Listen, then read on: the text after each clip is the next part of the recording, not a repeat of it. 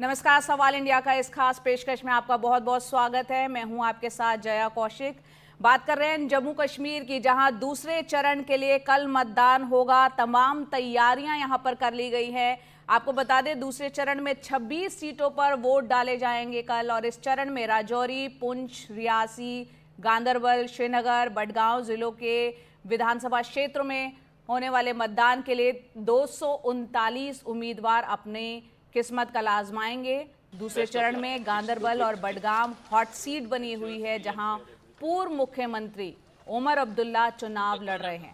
गांदरबल में उनका मुकाबला बशीर अहमद मीर से है और बडगांव में उनका मुकाबला पीडीपी के सैयद मुंतजीर मेहंदी से है। विधानसभा चुनाव के पहले चरण में हमने देखा था कि 61.38% मतदान हुआ था, और कल दूसरे चरण के लिए मतदान होने जा रहा है।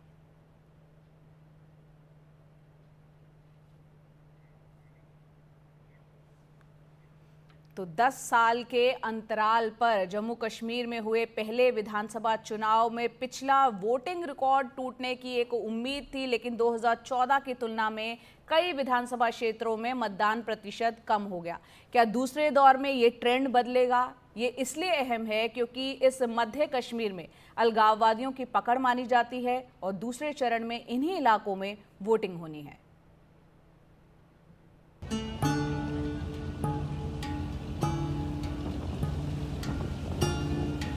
डल झील में लाल रंग लहराएगा या हरा परचम, या फिर घाटी में कमल भी खिल सकता है। इसका फैसला बुधवार को होगा, जब दूसरे चरण का मतदान सेंट्रल कश्मीर यानी श्रीनगर के आसपास के इलाकों में होगा। दूसरे दौर की 26 सीटों में से 15 मध्य कश्मीर में आते हैं। इनमें से ज्यादातर वो इलाके हैं जहां अलगाववादियों का असर रहा।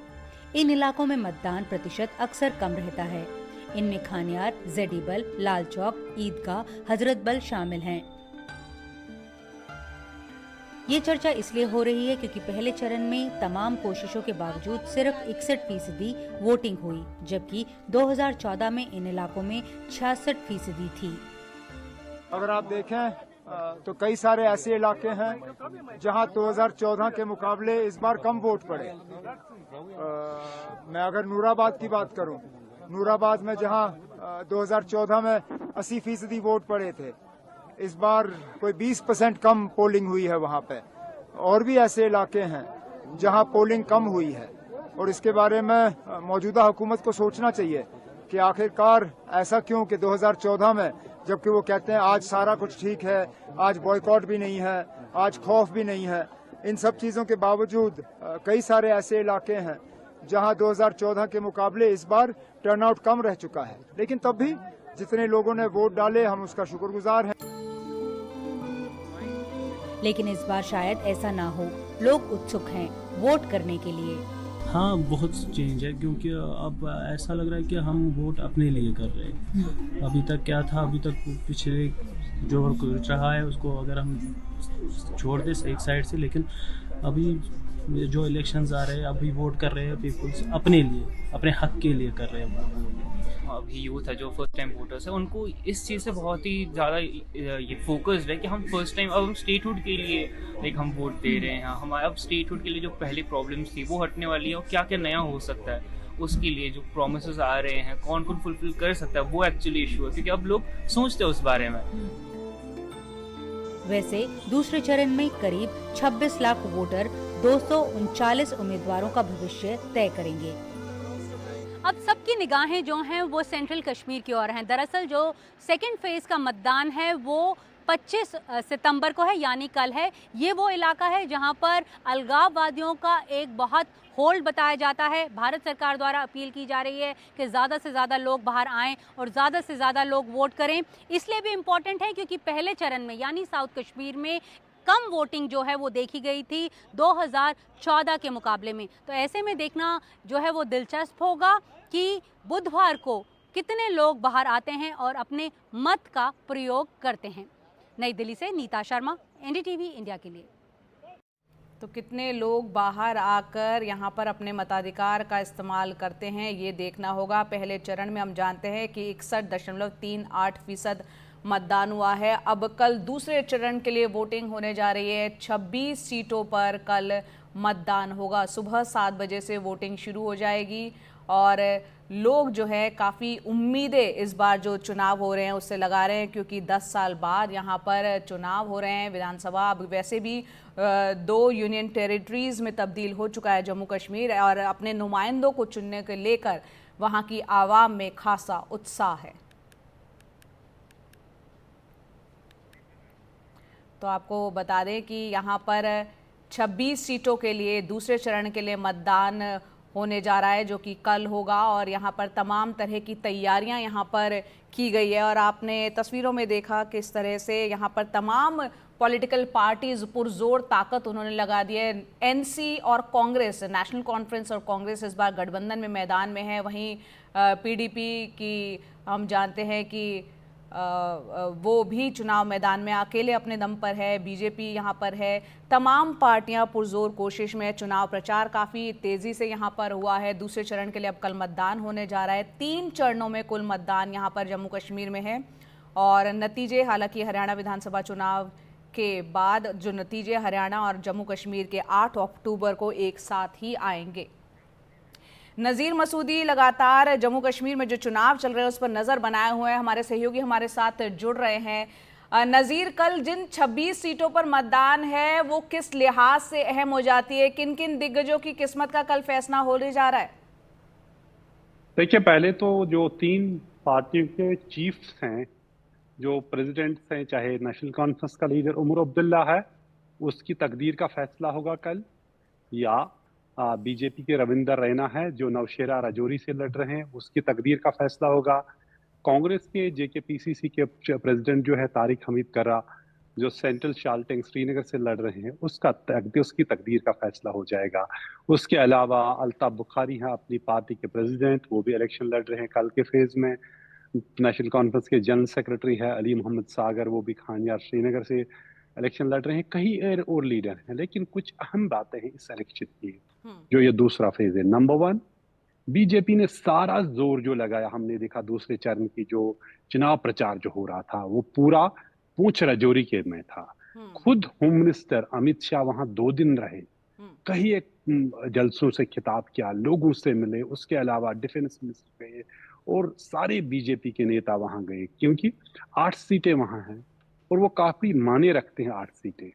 वहां पहाड़ी लोगों को रिजर्वेशन आरक्षण देने की बात थी। वहां गुज्जर और पहाड़ियों की पॉपुलेशन है मेनली, तो पहाड़ियों को लुभाने के लिए उनके कह रहे हैं कि भाई हमने आपको 70 साल बाद एक आपको आरक्षण दिया, आप हमें वोट दिए। कई गुज्जर पहाड़ी लीडर उनके साथ मिले भी हैं, उनको मैंडेट भी उन्होंने दिया है। तो बड़ी कोशिश रही है। तो कहते हैं कि पूरा जो जोर था बीजेपी का इस चरण में वो पूंछ राजौरी पे था। तो जैसे मैंने बताया, खुद होम मिनिस्टर। दूसरी तरफ नेशनल कॉन्फ्रेंस और कांग्रेस का भी था। कांग्रेस के जो लीडर राहुल गांधी ने भी वहां एक रैली की, सिर्फ एक ही की सुरनकोट में। उमर अब्दुल्ला ने कई रैलियां वहां की, क्योंकि नेशनल कॉन्फ्रेंस के लिए भी काफी मायने रखता है पूंछ राजौरी, और कांग्रेस के लिए भी काफी मायने रखता है, और दोनों गठजोड़ के लिए। फिर उसके बाद श्रीनगर का शहर, क्या नेशनल कॉन्फ्रेंस का गढ़ जो माना जा रहा था, अब दोबारा उसको रिटेन कर पाएगी? गांदरबल जो उमर अब्दुल्ला की जहां से लड़ रहा है, क्या उसको रिटेन कर पाएगा? बडगाम जो है सीट, क्या उसको रिटेन कर पाएगा? क्योंकि उमर अब्दुल्ला 2 सीटों पे लड़ रहा है। बढ़ चढ़ के इसमें जो जो जो प्रचार हुआ, चुनाव प्रचार हुआ, इल्जाम, जवाबी इल्जाम, कई मुद्दे, आतंक का मुद्दा रहा, आरक्षण का मुद्दा रहा, जॉब्स की बात हुई। लेकिन कुल मिला के जो खास बात ये थी कि उन इलाकों में जो जैसे बाइकॉट या अलगावाद का गढ़ माना जा रहा था, वहां भी जम के चुनाव प्रचार हुआ। कल ही जब आखिरी दिन था चुनाव प्रचार का, मैंने देखा उमर अब्दुल्ला स्वाइबुग में कैंपेनिंग कर रहे थे। स्वाइबुग सलाहुद्दीन जो हिजबुल मुजाहिदीन का चीफ है, उसका गांव है। वहां आतंक का, ये अलगावाद का या बाइकॉट सियासत का गढ़ माना जाता था। लेकिन कल हमने देखा किस तरह कई लोग वहां जुटे थे। राहुल गांधी ने बहुत ही बड़ी रैली की, जो कांग्रेस की अब तक की सबसे बड़ी रैली श्रीनगर, कल उससे खिताब किया। ताबड़तोड़ हमले किए केंद्र सरकार पे, नरेंद्र मोदी पे, अमित शाह पे, सबों पे, और कहा कि कांग्रेस को वोट दो। कुल मिला के एक जबरदस्त तरीके का प्रचार हुआ। अब ये देखना है कि 26 सीटों पे लोग किसका साथ देंगे, किसको वोट देंगे, वो कल पता। उसका अंदाजा लग सकता है, बता नहीं सकते। बहुत बहुत शुक्रिया नज़ीर इस पूरी जानकारी के लिए। और कल सुबह 7 बजे से वोटिंग शुरू हो जाएगी, आप भी वहाँ पूरी तरीके से मुस्तैद कल भी हमें मिलेंगे और फिर लगातार आपसे हम वहाँ की पल पल की जानकारियाँ लेंगे। बहुत बहुत शुक्रिया नज़ीर इस पूरी जानकारी के लिए।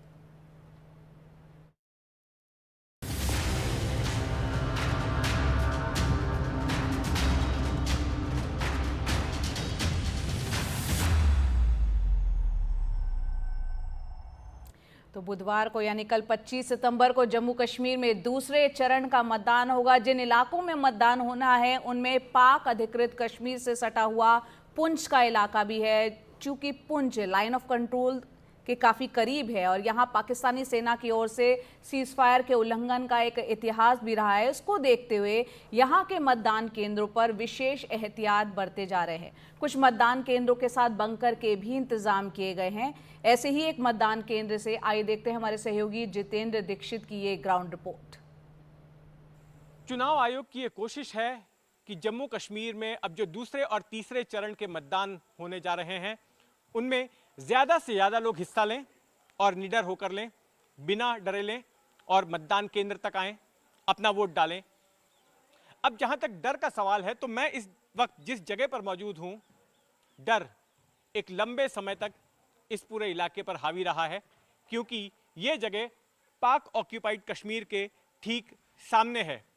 हम इस वक्त पुंछ के जलास गांव में हैं और जलास वो गांव है जो कि भूतकाल में कई बार पाकिस्तानी सेना की ओर से की गई शेलिंग का शिकार बनी है। इस गांव के कई लोग हताहत हुए हैं, कई लोग घायल हुए हैं और इसी गांव के इस स्कूल में पोलिंग बूथ बनाया जाता था। लेकिन अगर इस बार की बात करें तो इस बार यह ख्याल रखा गया है कि अगर ऐसी कोई गुस्ताखी पाकिस्तानी सेना की तरफ से की जाती है तो उससे निपटने का इंतजाम यहाँ पर हो ताकि कोई जख्मी ना हो और लोग सुरक्षित तरीके से मतदान कर सकें और अगर उनकी ओर से कोई एक्शन लिया जाता है तो लोगों की जान भी बचाई जा सके। और इसलिए इस स्कूल के प्रेमाइसेस में ही, परिसर में ही हम देखेंगे कि बंकर बनाए गए हैं। ये एक बंकर है जो कि इस स्कूल के भीतर बनाया गया है और अगर मतदान के दौरान यहाँ पर फायरिंग होती है, शेलिंग होती है, तो ऐसी स्थिति में जो पोलिंग के अधिकारी हैं, जो वोटर्स हैं, वो यहाँ पर आकर सुरक्षित रह सकते हैं। मेरे साथ इसी स्कूल के टीचर हैं हरीश शर्मा, ये इसी जलास गांव के रहने वाले भी हैं। ये बताइए कि इन बंकर्स में किस तरह का इंतजाम किया गया है?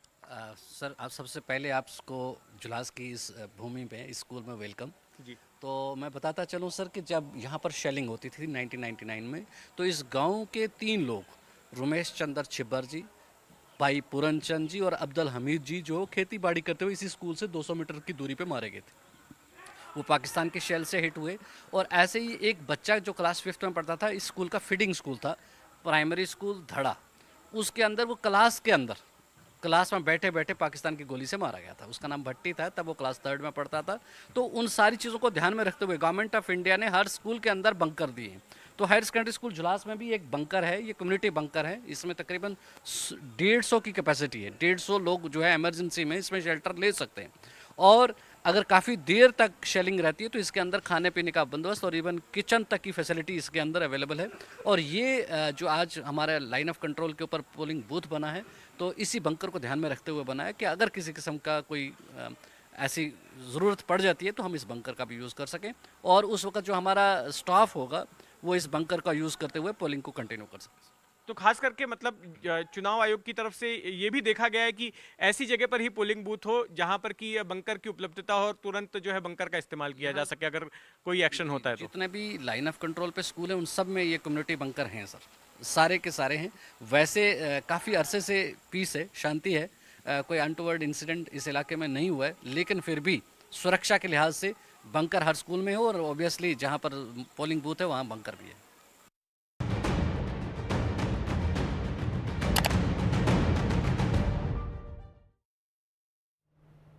और अब बात करते हैं हरियाणा विधानसभा चुनाव की। हरियाणा में 5 अक्टूबर को एक ही चरण में 90 सीटों के लिए चुनाव है। और बात अगर सोनीपत की जाए तो जहां का खरखौदा पिछले 15 सालों से कांग्रेस का एक अभेद किला रहा है। क्या कांग्रेस विधायक जयवीर वाल्मीकि लगातार चौथी जीत दर्ज कर रिकॉर्ड बनाएंगे या भूपेंद्र हुड्डा के ससुराल में अब की बार कमल खिलेगा? आइए देखते हैं हमारे सहयोगी अतुल रंजन की ये रिपोर्ट। हल्का खरखौदा का विकास करवाना है। सोनीपत की खरखौदा सीट आरक्षित है, लेकिन चुनाव नतीजे बताते हैं कि ये सीट जयवीर वाल्मीकि ने अपने लिए ही आरक्षित कर रखी है। वो पिछले 15 वर्षों से यहाँ विधायक हैं और इस बार चौथी बार जीतकर रिकॉर्ड बनाने की तैयारियों में हैं। यहाँ 36 बिरादरी के लोग खरखौदा में, चाहे ग्रामीण एरिया है चाहे सिटी है, तो भारी जोश है लोगों में। और यहाँ तो मैं समझता हूँ एक तरफी चुनाव की लहर है कांग्रेस के प्रति, और यहाँ से 36 बिरादरी का मूड बन चुका है। एक साथ 36 बिरादरी वोट डाल के यहाँ भारी बहुमत से कांग्रेस जीतने वाली है। खरखौदा सीट की एक और खासियत यह भी है कि खरखौदा कांग्रेस नेता भूपेंद्र हुड्डा का ससुराल भी है। हम जयवीर को बनाएंगे जी। क्यों? हमारे सारे काम इससे ने करे हैं और 3 बार हो रहा है, चौथी प्लान या इससे की है। और बोलो जी, कांग्रेस की हम कर दे और कांग्रेस का यूस है। और भूपेंद्र हुड्डा हमारा है, सीएम भूपेंद्र हुड्डा और न्यूज जयवीर वारे के न्यारे इन घने काम कर रखे, सारा कर रखा है इन। यहाँ पर तो हमेशा कांग्रेस का जोर है और बीजेपी का कोई जोर नहीं है। पवन तो ये सोच लो नहीं बनेगा, क्योंकि वो हर बार पार्टी बदलता है, कभी जेजेपी कभी बीजेपी और कभी निर्दलीय, तो कभी हुआ ही ना हो। तो एक पार्टी में रहना चाहिए, उसी को वोट मिलती है, जैसे जयवीर है। लेकिन ये भी सच है कि जयवीर वाल्मीकि की पिछली जीत बेहद ही कम अंतर से हुई थी। दूसरे नंबर पर रहने वाले पवन खरखौदा तकरीबन 1000 वोट से ही पीछे रह गए। पवन खरखौदा ने अपना पिछला चुनाव जेजेपी के टिकट पर लड़ा था, लेकिन इस बार वो बीजेपी के टिकट पर चुनावी मैदान में हैं। ये चुनाव एक पार्टियों में न बट करके 36 बिरादरी के लोगों का चुनाव हो गया कि जो 15 साल से जो बाहर का व्यक्ति सत्तासीन है उसको कैसे उखाड़ फेंकना है। और जब चुनाव लोग लड़ते हैं तो लोगों के सामने कोई नहीं टिक पाता। और ये चुनाव जयवीर वर्सेस पवन खरखौदा है। 15 साल से जो सत्तासीन कांग्रेस का विधायक है उसने 1 रुपया कहीं लगाने का काम नहीं किया, इसलिए पूरे हलके के लोग त्रस्त हैं। जनता वो जहाँ भी जाते हैं उनसे 15 साल का हिसाब मांग रही है। कुछ लोग जयवीर वाल्मीकि के 15 साल के कामकाज के प्रति असंतोष की भावना भी रखते हैं। बीजेपी उम्मीदवार इसी का फायदा लेने की कोशिश में हैं। अब की बार अपने हलके के आदमी के साथ रहेंगे। पवन खरखौदा हमारे हलके का, ये हलके का विकास कराएगा, इसीलिए इसको वोट देना पसंद कर रहे हैं। खरखौदा में भाजपा को एक जमाने से ही सफलता नहीं मिली है, लेकिन पवन खरखौदा का जजपा को छोड़कर भाजपा का दामन थाम लेने के बाद देखना ये होगा कि क्या पवन और भाजपा जयवीर के विजय रथ को रोक पाते हैं या फिर जयवीर वाल्मीकि रिकॉर्ड चौथी बार विधायक बनेंगे। खरखौदा सोनीपत से अतुल रंजन की रिपोर्ट। और वहीं दूसरी तरफ हरियाणा की राजनीति में बिना खर्ची बिना पर्ची के मामले में बीजेपी और कांग्रेस के बीच जमकर आरोप प्रत्यारोप चल रहा है। दोनों ही पार्टियों ने 2 लाख सरकारी नौकरी देने का ऐलान किया है। यही वजह है कि बिना खर्ची बिना पर्ची ये मामला जो है हरियाणा की सियासत में छाया हुआ है। आइए देखते हैं हमारे सहयोगी रवीश रंजन शुक्ला की ये रिपोर्ट। जो लगे हैं गांव के लगे हैं, इस हल्के के लगे 1700 बच्चे लाए। अब हुड्डा साहब ने कहा है 2 लाख नौकरी देंगे। भाई 2 लाख नौकरियों में थारे गांव का जो हिस्सा बने उससे 20-25% फालतू लाके दे दो। चलता सोनीपत की गन्नौर विधानसभा सीट से कांग्रेसी उम्मीदवार कुलदीप शर्मा का ये बयान जमकर वायरल हो रहा है। इस हल्के के लगे 1700 बच्चे। और भूपेंद्र सिंह हुड्डा सरकार में स्पीकर रह चुके कुलदीप शर्मा अभी भी अपने बयान से पीछे हटने को कतई तैयार नहीं हैं। उनका कहना है हुड्डा के कार्यकाल में नहीं बीजेपी के राज में भ्रष्टाचार हुआ है। बीजेपी की पर्ची खर्ची की मैं पोल आपके सामने खोल रहा हूँ। उनके HPSC के दफ्तर से 5 करोड़ रुपए मिले, अटैचियाँ मिली, आप वेरीफाई कर लीजिए। 32 पेपर कैंसिल हुए, 28 पेपर लीक हुए और उनके जो सबॉर्डिनेट सर्विसेज सिलेक्शन कमीशन है उसके चेयरमैन को हटाना पड़ा क्योंकि उसके सेक्रेटरी के पास से रुपयों के थैले निकली। ये पर्ची और खर्ची नहीं, ये तो अटैचियों के साथ नौकरियां दे रहे थे। भ्रष्टाचार सुप्रीम था। बीजेपी हरियाणा चुनाव में बिना खर्ची बिना पर्ची का नारा जोर शोर से उठा रही है। करीब 2 लाख नौकरियों में बीजेपी का दावा है कि इसकी भर्ती की प्रक्रिया में कोई भी सिफारिश नहीं चली और ना ही पैसा चला। कांग्रेस पार्टी है जो भ्रष्टाचार की का गंदा नाला है, नदी भी नहीं कहूँगा मैं, गंदा नाला है। पहले भी इन्होंने ये काम किया, पैसे दे के लोगों को नौकरियां दी। तो जो कह रहे हैं वो सच कह रहे हैं, गलत नहीं कह रहे। उनको अगर कहीं गलती सत्ता उनके हाथ आ गई तो सारी नौकरियां बेच देंगे, इस हरियाणा को बेच देंगे। ये कांग्रेस पार्टी ने हमेशा पर्ची खर्ची से नौकरियां दी। ये इसी बात को आज सारे नेता, ये कोई कुलदीप शर्मा और चाणक्य की बात नहीं है, ये वहाँ उदय भानजी से लेकर के और सारे जितने पूरे हरियाणा में उनके नेता हैं, कोई कहता है हम 1 वोट के बदले में 50 वोट के बदले में 1 नौकरी देंगे। कोई ये कहता है कि हम जो है ये 5-5 हजार नौकरी लगवाने का काम करेंगे, अपने हलकों में पर्ची दे देना बस एक बार। बीजेपी ने 10 साल के कार्यकाल में शिक्षक से लेकर पुलिस तक में करीब 1,47,000 भर्तियां की। आम लोगों की इस मुद्दे पर क्या राय है, ये हमने जानने की कोशिश की। अब एक सवाल का जवाब, बहुत सारे जगहों पर मैं घूमा हूँ, लोग कहते हैं ये पहली बार है जब बिना खर्ची बिना पर्ची के नौकरियां मिल रही हैं। इस पर क्या कमेंट है? पहले भी मिलती। No no no no no no no no, ऐसा नहीं, ऐसा नहीं। बिना नौकरियों के ऊपर में आपस में जरूर है मतभेद, क्योंकि बिना खर्ची बिना पर्ची की जो नौकरी है, बिना पर्ची के बिना खर्चे के सिलेक्शन हुए हैं, ये लीगल हुए हैं। अब की बार हुए हैं, अब की बार हुए हैं, बिना खर्चे के सिलेक्शन हुए हैं। हुआ है कि नहीं हुआ? हुआ है जी, पिछले 5 सालों में हुआ था, पिछले 5 सालों में बिना पर्ची खर्ची के हुआ। ये एक भाई हरियाणा सरकार की एक उपलब्धि है। मैं कई सारी जगहों पर गया हूँ, बहुत सारे लोग तमाम सारे विषयों पर आलोचना करते हैं, लेकिन इस विषय पर जरूर वो कहते हैं कि जो पारदर्शी तरीके से भर्ती की प्रक्रिया को जो इन्होंने किया है उसकी लोग तारीफ करते हैं। हरियाणा में युवाओं के बीच बेरोजगारी बड़ा मुद्दा है और यही वजह है कि बीजेपी और कांग्रेस दोनों ने 2 लाख सरकारी नौकरियों के भर्ती की प्रक्रिया को जल्द शुरू करने के वायदे किए हैं। सोनीपत से राम सिंघमार और जेवियर के साथ Ravish Ranjan Shukla, NDTV India.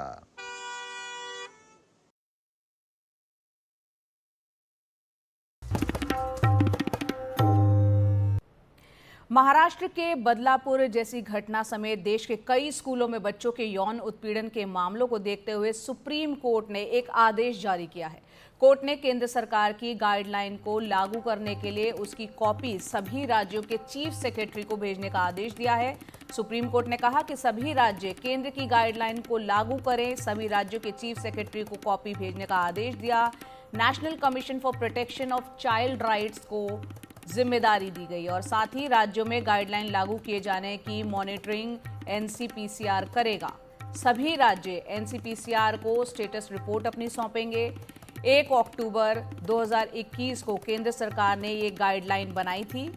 NGO बचपन बचाओ आंदोलन ने अदालत से देश भर के शिक्षण संस्थानों में केंद्र की गाइडलाइंस को लागू किए जाने की मांग की है।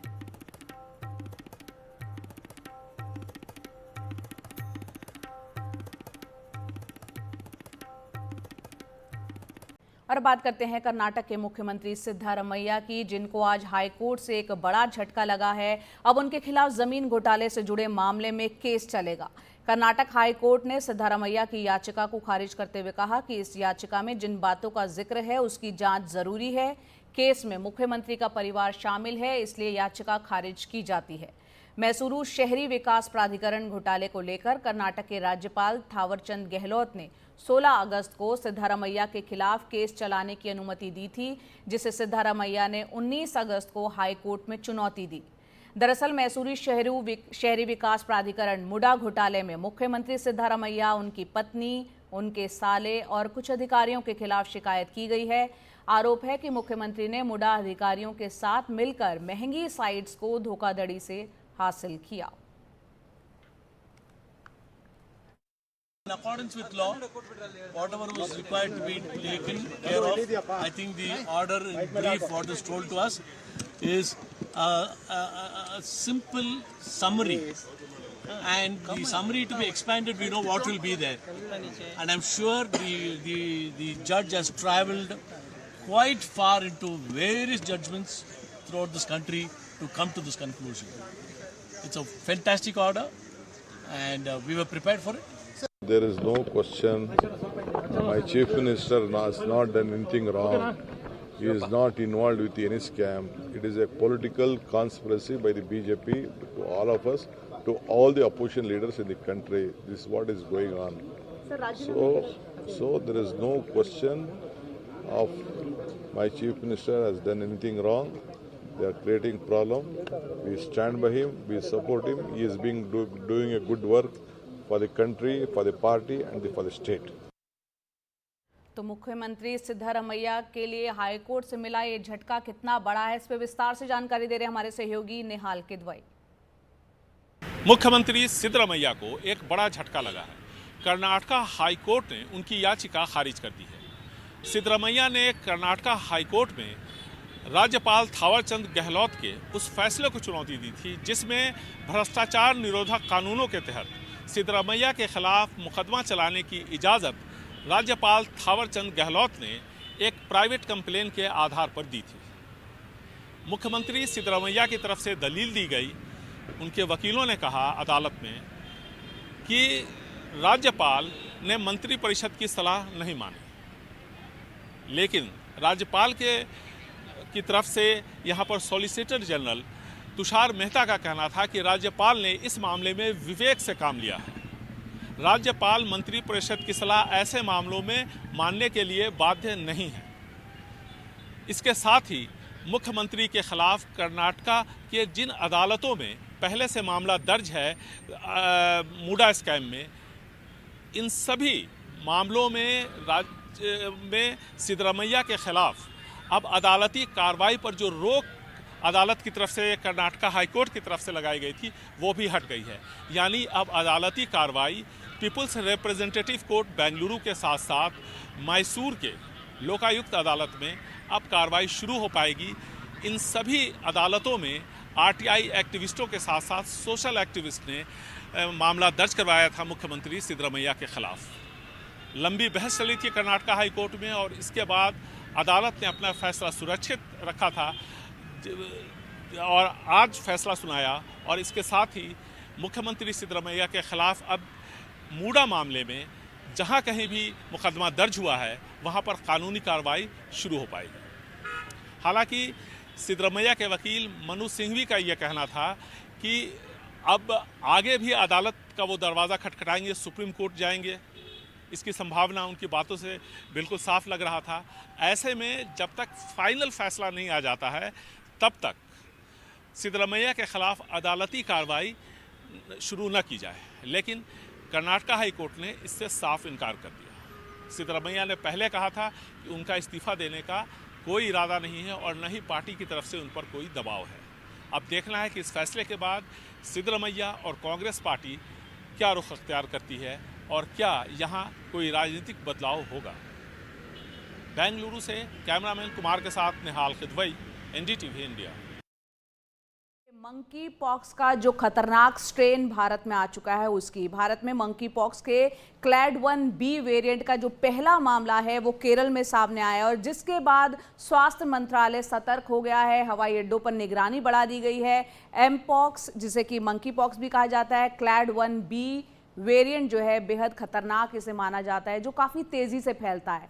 तो एक एक करके हम इसकी डिटेल आपको बताएंगे। केरल में क्लैड 1B का वेरिएंट का पहला केस सामने आया है और ये मामला जो आया है वो केरल के मल्लपुरम में मंकी पॉक्स का ये केस इस नए वेरिएंट का, इस नए स्ट्रेन का आया है। और आपको ये बता दें कि केरल में ये पहला मामला है जो नया वेरिएंट सामने आया है। जिस शख्स में ये पाया गया है वो यूएई से ही अभी भारत लौटा था, जिसमें ये क्लैड 1B वेरिएंट पाया गया है। और साथ ही आपको बता दें जो वेरिएंट है ये खतरनाक भी माना जाता है। अफ्रीका के बाहर अब तक सिर्फ 3 देशों में क्लैड 1B वेरिएंट जो है वो पाया गया है। इसके अलावा आपको बता दें कि तेज़ी से फैलने वाला जो है ये वेरिएंट है क्लैड 1B, और केस आने के बाद जो स्वास्थ्य मंत्रालय है वो यहाँ पर कहीं ना कहीं सतर्क हो गया है इस वेरिएंट के खतरनाक के स्तर को देखते हुए। हवाई अड्डों पर जो है उस सतर्कता को यहाँ पर बढ़ा दिया गया है। साथ ही साथ केरल में हाई अलर्ट है और आगे आने वाले वक्त में और भी दिशा निर्देश यहाँ पर जारी होंगे। इससे पहले एक केस जो है हरियाणा के हिसार में आया था मंकी पॉक्स का। हालांकि वो पहला केस जो था वो क्लैड 1B वेरिएंट का नहीं था, जो केरल में आया है वो आया है क्लैड 1B वेरिएंट। तो भारत के लिए एमपॉक्स, जिसे मंकी पॉक्स भी कहा जाता है, ये वायरस जो है दरअसल वो नया नहीं है। 2022 से 24 के बीच जो है 30 से ज़्यादा मामले जो है मंकी पॉक्स के सामने आए थे हमारे देश में। तो भारत में मंकी पॉक्स का अब जो मामला आया है, जो नया वेरिएंट आया है, वो दूसरा केस है। आपको ये भी बताते हैं कि मंकी पॉक्स दरअसल है क्या, ये बीमारी का इतना जो जिक्र हो रहा है वो है क्या। दरअसल ये एक वायरल बीमारी होती है, वायरल बीमारी है, और इसमें जो लक्षण की भी बात करें, बुखार आता है, सिर में दर्द होता है, मांसपेशियों में कहीं ना कहीं आपको दर्द महसूस होता है। तो ये वो सिम्टम्स हैं जिसके बारे में हम बता रहे हैं कि यानी आपको मंकी पॉक्स हो सकता है। यानी त्वचा पर दर्दनाक फोड़े, ऐसी स्थिति भी आती है जिसमें आपके मंकी पॉक्स में आपकी जो स्किन है उसमें फोड़े निकल आते हैं और काफ़ी दर्द भी होता है उसमें। और अगर संक्रमित व्यक्ति को छू लिया एक व्यक्ति ने तो वो दूसरे में फैल जाता है। ये इसका तरीका है आगे फैलने का। साथ ही साथ आपको बता दें, संक्रमित पशु या फिर वायरस से दूषित पदार्थों के संपर्क में आने से भी ये जो है हो जाता है मंकी पॉक्स। और पीड़ित व्यक्ति के संपर्क में आने के 7 से 14 दिन के बाद जाके सिम्टम्स आने शुरू होते हैं। अगर आप किसी पीड़ित व्यक्ति जिसको हो चुका है उसके संपर्क में आया है तो 7 से 14 दिन का वो पीरियड है जब आपके सिम्टम्स आने शुरू होते हैं। मंकी पॉक्स के लक्षण आमतौर पर देखा गया है कि हल्के होते हैं, ज़्यादातर 2 से 4 हफ्तों के भीतर जो है आप ठीक हो जाते हैं। लेकिन कई बार डॉक्टरों को एंटीबायोटिक दवाएं देनी पड़ती है, IV भी देनी पड़ जाती है। इस क्लैड 1 स्ट्रेन को खतरनाक क्यों माना जा रहा है उसके बारे में अगर हम बात करें, क्योंकि ये पहला केस है केरल में जो आया है, ये अन्य वेरिएंट्स की तुलना में ज़्यादा खतरनाक है। ये क्लैड 1B वेरिएंट जो है ये अन्य की तुलना में ज़्यादा तेज़ी से फैलता है, ये भी एक बहुत बड़ी वजह है। और साथ ही आपको बता दें इसका जो संक्रमण का खतरा है वो जो है बढ़ जाता है तेज़ी से फैलने के कारण। क्लैड 1 जो स्ट्रेन है वो संक्रमित लोगों में ज़्यादा गंभीर लक्षण जो देखने को मिलते हैं, तेज़ बुखार, दर्दनाक दाने या फोड़े होते हैं और अन्य जटिलताएं उनमें आ जाती है क्लैड 1 जिसको हुआ होता है। और पहला जो केस केरल में आ ही चुका है। तो तेज़ बुखार होता है, फोड़े आ जाते हैं, निमोनिया का कारण भी एक बन सकता है। और साथ ही साथ इसमें ये होता है कि आपकी श्वसन तंत्र, जो सांस लेने में जो है वो दिक्कत पेश आती है। यही कारण है कि क्लैड 1B वेरिएंट जो है वो तेज़ी से फैलता है और इसके लक्षण और ज़्यादा गंभीर हो जाते हैं। तो वक्त रहते आपको सतर्क रहने की ज़रूरत है। जिन लोगों को ऐसा मंकी पॉक्स हो चुका है उनसे थोड़ी दूरी बना के रखने पड़ेगी, क्योंकि ये छूने से भी फैलता है। तो ये तमाम जानकारियाँ हमने आपको दी हैं ताकि आप और ज़्यादा सतर्क रहें।